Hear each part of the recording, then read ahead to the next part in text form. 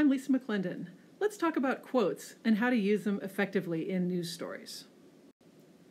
You always need to cite your sources for any facts or information that you put in a news story. And this might be a person, a document, a record, data, website, something else. You add this to your story in two ways. First, through a direct quote, which is something that you use quotation marks for. And the other is through paraphrasing, which is when you restate something in your own words. You summarize it, you sort of boil it down, you maybe get some awkwardness out of it. We'll talk about both of these later on. Direct quotes have to be word for word what a source said. It needs to be exactly what they said. You can't add something, you can't change something, you can't alter something that's in between quotation marks. It has to be exactly what someone said. A direct quote should also add something to the story, something that's interesting or zippy, adds a little bit of pizzazz to the story, adds something that's an opinion from a source, or something really emotional, something that you can't say any better yourself, something that doesn't have just straight up information in it. So here's one. This is from Wichita State coach Greg Marshall. He says he's definitely not proud of my reaction to that situation, but at some point your players have to know you're going to stand up for them. Okay, that is his input, his take on this situation. This is when you would use a direct quote. You want his own words about what happened. But before you put a quote in, you have to set the quote up. You can't just drop random quotes from people into a story. It's got to flow with the rest of the story. You've got to have context for that quote. And that means that you've got to set it up, giving the background of that situation, and make sure the speaker is clear. So it has to be clear to the readers who's doing the talking. So you might set it up this way, going back to the Greg Marshall quote. We've got the who, what, where, when happened. We've got a basketball game, 2 universities. We've got a score. We've got a date. And then we've got the news here. What actually happened, Greg Marshall missed most of the comeback. Okay, so that's our lead. We're telling people sort of what happened. All right, now we're going to do the bridge here. This is why he missed most of the comeback. Okay, and now we've got the quote for him explaining his reaction to this situation. Okay, so we've got, what's going on. We've got a little bit more about why it's going on. And then we've got the quote that is going to explain or give a little bit more depth to what's going on. You also need to make sure that there's a transition when you have 2 sources so that it's clear to readers. So if you've got somebody talking and then you switch to somebody else, that there's this break in here in the middle that lets readers know, okay, new person talking now, just to make it clear to them so they don't get to the end of the second quote and go, oh, wait, that's this person. Whoops. So this is how you don't do it, all right? We've got a quote from Michael O'Donnell. He's a political candidate.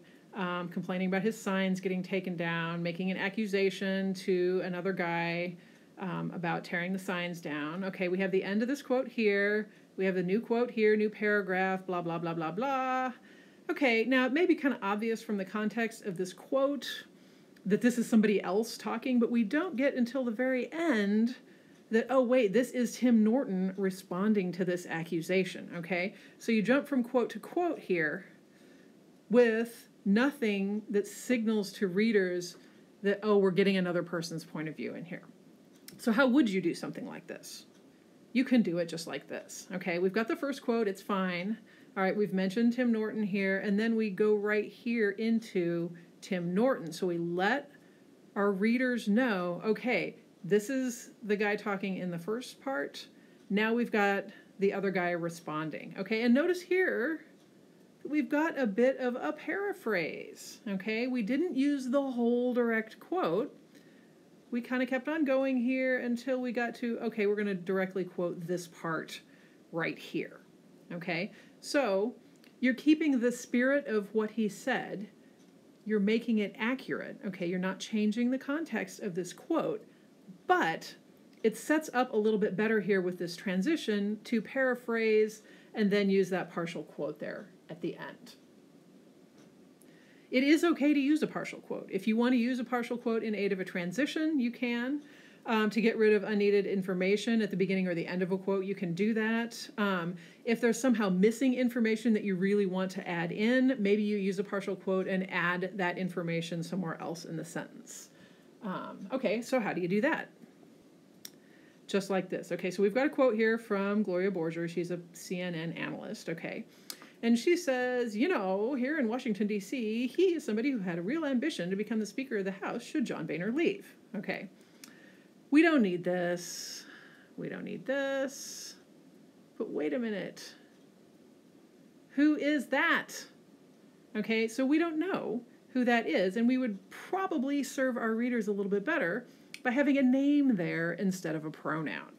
Okay, now you could do it like this. Put the brackets in and put the name in, but those are really clunky. Avoid brackets whenever you can. It's really hard on the readers to try and figure out, okay, wait a minute, what does this mean? Does this mean they put somebody in here? Does this mean they added something? What did they take out? And we still don't need that lead in. Okay? So you can fix this with a partial quote.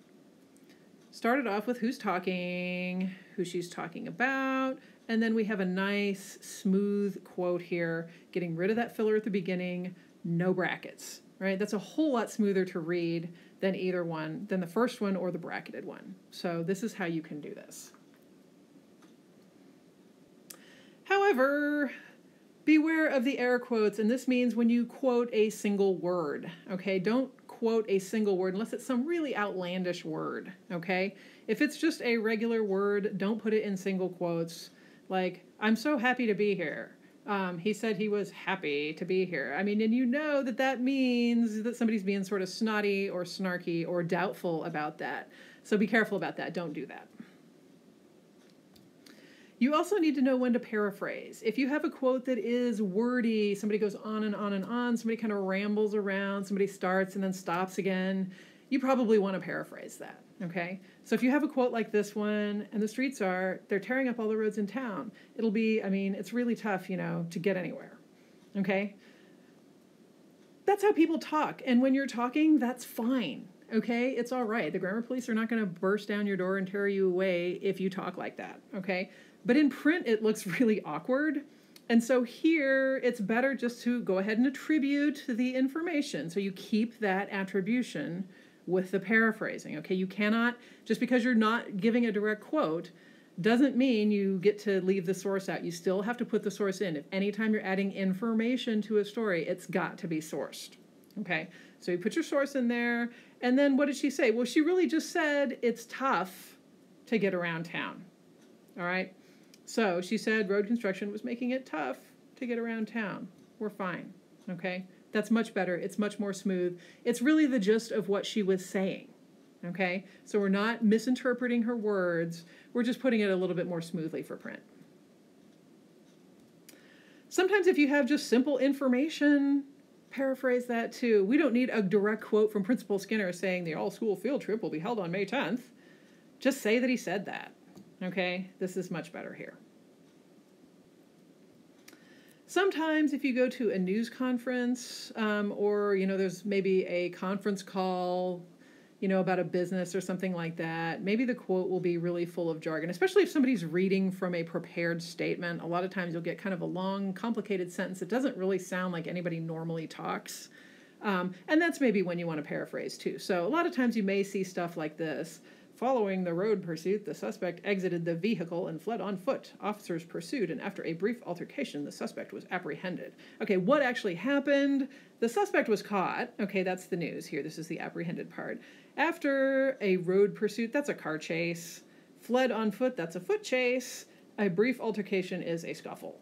Okay, and so notice that we've got this a line and a half shorter, and it's a little bit more clear, and it sounds like people normally talk.